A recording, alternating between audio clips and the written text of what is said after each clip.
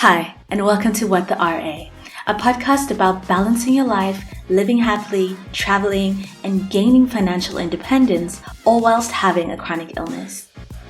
On this podcast, I'm interested in helping others with chronic illnesses to feel better about their lives in spite of life's challenges.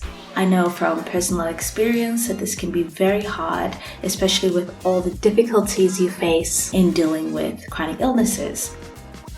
So if you're a family member or a friend of somebody dealing with a chronic illness, thank you so much for joining us.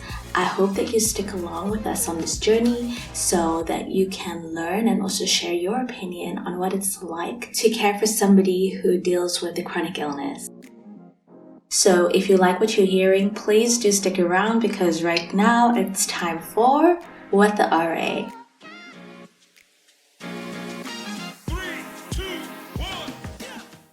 Hi everyone, and welcome back to the third episode of What the RA. Today we are going to be talking about socializing. Why socializing? Well, because this is something we often need to consider in our everyday lives, because dealing with the chronic illness, you don't tend to want to go out, and when you do, it can be a little bit challenging. So this is a topic that I thought we need to discuss. The first thing I'm going to be speaking about in terms of socializing is eating and drinking well. And why I'm discussing this is because it is an essential part of what makes your socializing experience good or not. And if you go out and you haven't eaten well, or you've been drinking things that upset your body and creates inflammation all over your body, well, then you are going to be extremely uncomfortable when you're out. You're going to be moody, you won't have fun, and the entire experience in general is just going to be ruined. So yes, it is really important that you stick to gluten-free foods, that you have whole foods and foods that are just going to energize you and make you feel better. You are going to want to do your ginger shots, your turmeric shots, juicing, but I should say blending instead of juicing, because you still want to get all the fiber that you would lose if you did juice. So please eat well, eat before you go out so that you aren't tempted to eat all the junk food that you find when you are outside, and all the tasty things that you've been craving. When you go out, you'll be able to stay away from those things if you just take care of your nutritional needs before you leave the house. And when it comes to drinking as well, if you are going to drink, be mindful of the types of drinks that you order. Obviously, give yourself grace if that's something you want to do and you care for something tastier, something that you've been craving when you're out. Do that in moderation. Everything in moderation, please. Repeat that to yourself before you leave the house. Everything in moderation. So maybe stick to wine if you are going to drink anything, because I feel like that's the safest choice. But again, when you are eating clean most of the time, it's okay to indulge once in a while, but just know your limits and know what is going to happen to your body if you do end up having those things that aren't good for you. Just really try hard to stick to what you should be eating and drinking. That way your entire social experience will be a lot better. And I know this is hard, but you can do it. Okay, the next point is changing your mindset. And you want to change your mindset because if you go out and you aren't doing too well, then that energy is going to be experienced by everyone around you, and they may start seeing you as this person who's always down and always sad, and the way they respond to you and interact with you may be different to how they used to interact with you when you were feeling better and you didn't have this chronic condition. So do think about how you are doing and the reason why you want to go out. it is so important that you start practicing things to help you feel better in your down moods, in your down state. Make sure that you are still taking care of yourself. Again, it is really important and really good to get those emotions out, get those feelings out. So cry if you need to, but you really need to be careful to not stay in that slump, to not stay in those emotions.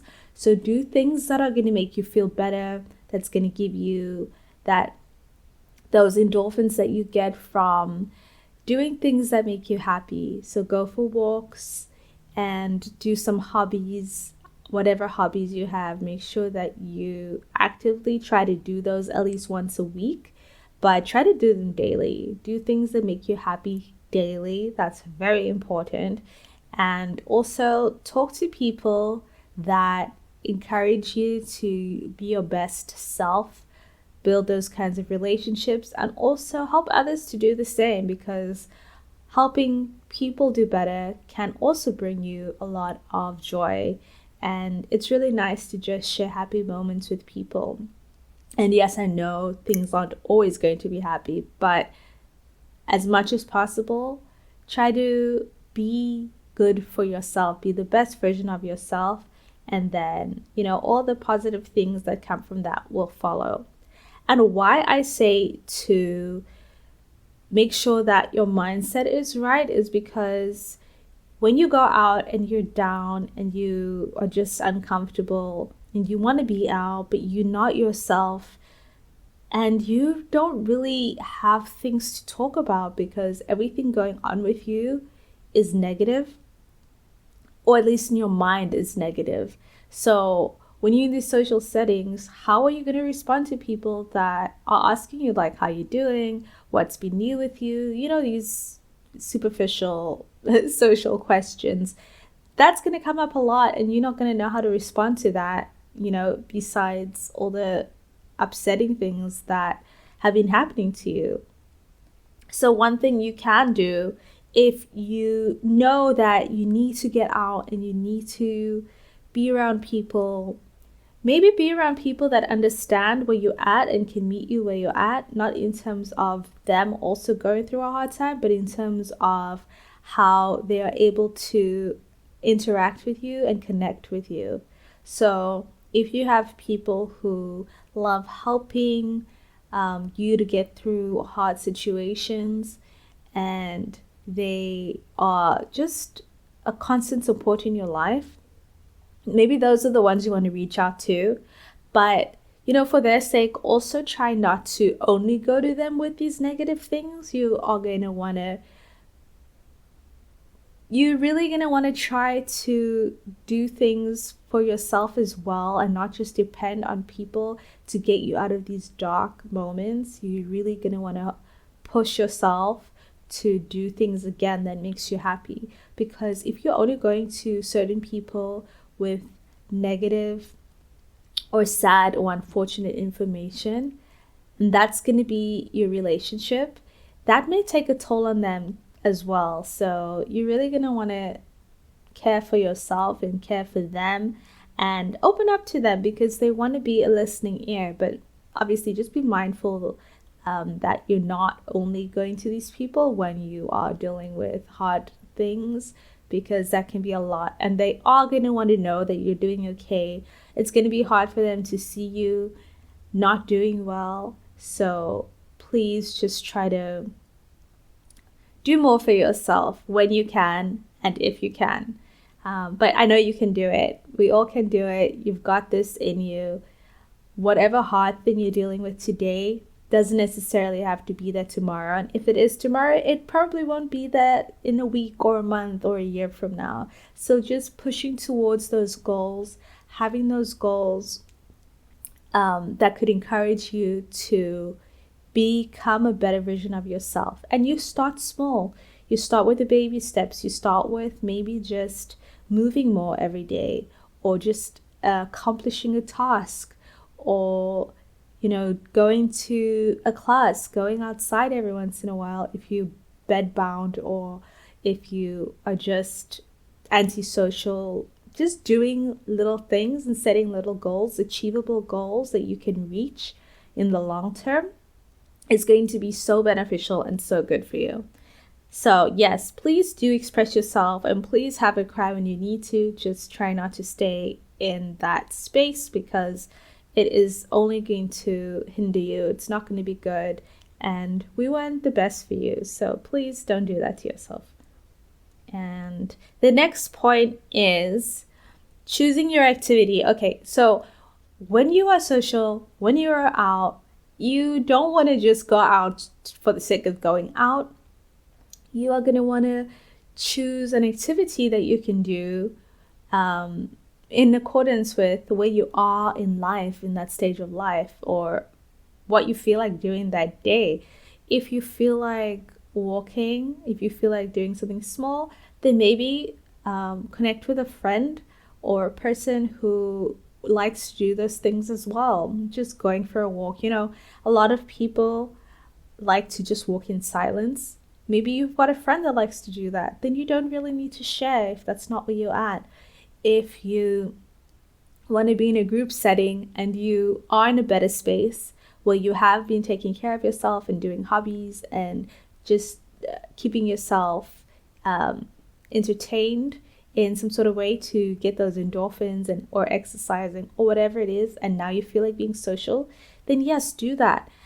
Just ensure that you've eaten well, you're physically feeling okay, and you are ready for that event. So if you are just at a house party or get together at a friend's place, then that's a nice environment for you to just let loose a little bit. You don't have to feel as much pressure as maybe you would if you were out at a restaurant or at a bar or at just out anywhere.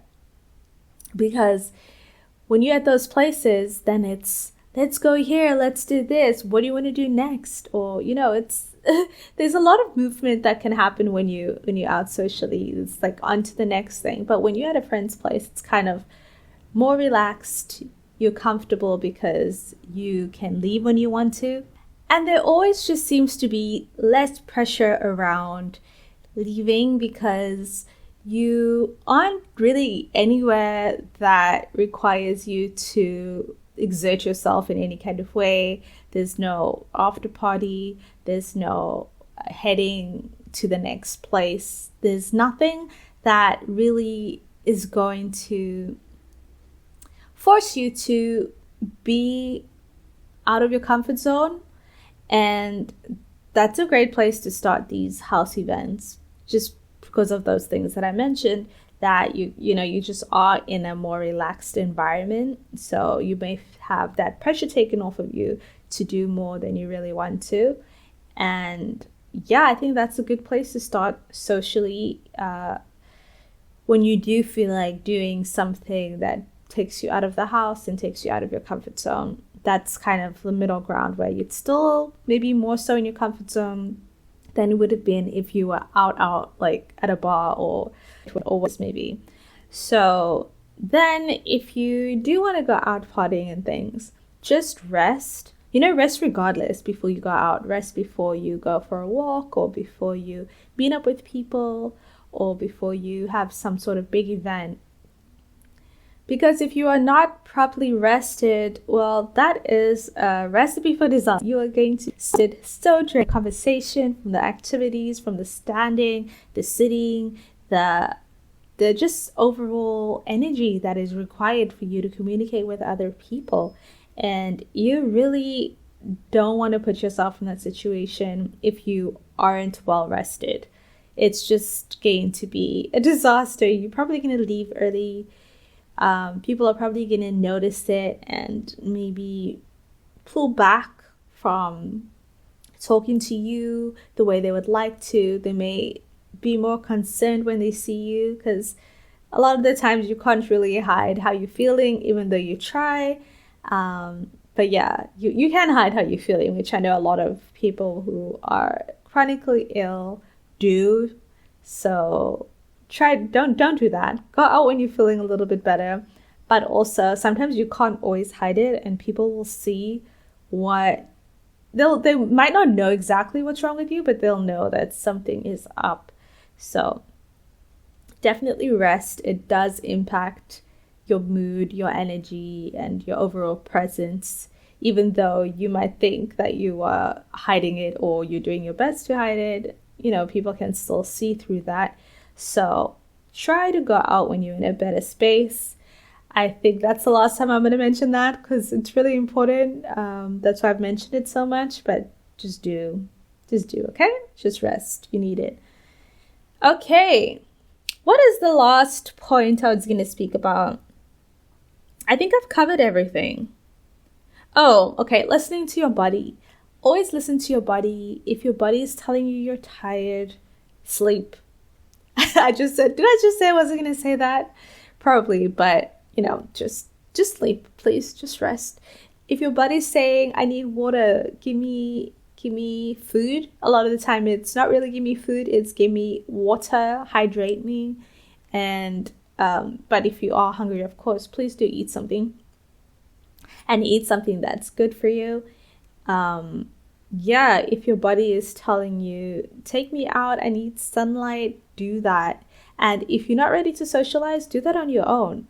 Go for walks, go for a run if you can, go sightsee on your own, explore on your own.